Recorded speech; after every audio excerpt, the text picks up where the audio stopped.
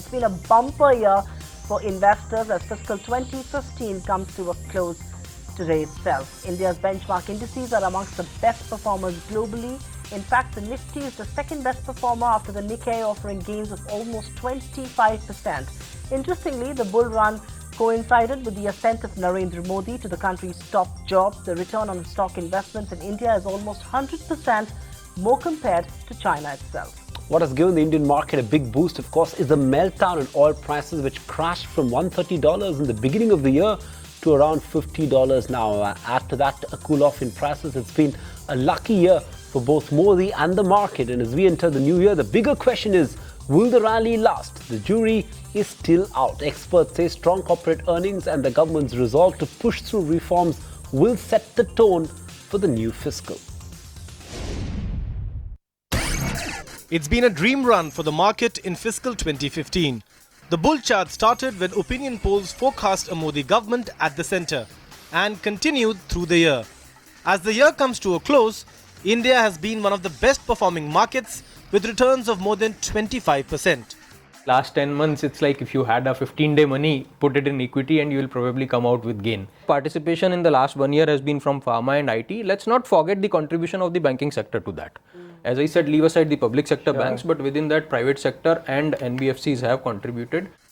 What propelled the rally is the meltdown in oil prices, which tumbled to around $40 a barrel from a peak of $120 in 2014. The crude fall not only helped the government fix the fisc, but also gave a big push to reform measures.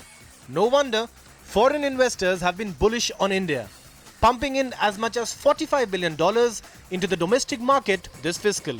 Cheaper oil, and that clearly is a huge benefit to the Indian economy, both on the fiscal front, on the inflation front, allowing the RBI to cut rates. So in that sense, if I look at the various global factors, whether it's the Fed, oil prices, or new government, India is very much in a sweet spot in many of them.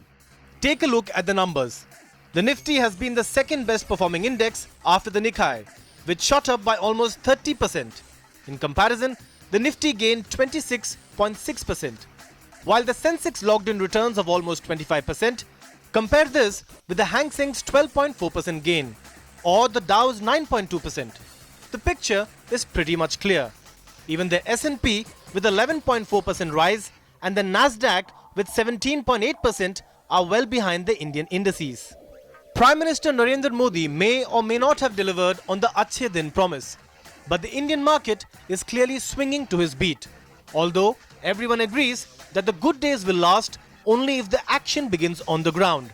Strong corporate earnings will only add to the cheer. With Vijay Ganeshan Iyer, Ashwin Mohan, ET Now, Mumbai. Find us on Facebook at facebook.com/ETNow and don't forget to click the like button. You can also follow us on Twitter at ETNowLive. To stay updated with all our programming, hit the subscribe button on our YouTube channel by logging on to youtube.com/user/ETNow.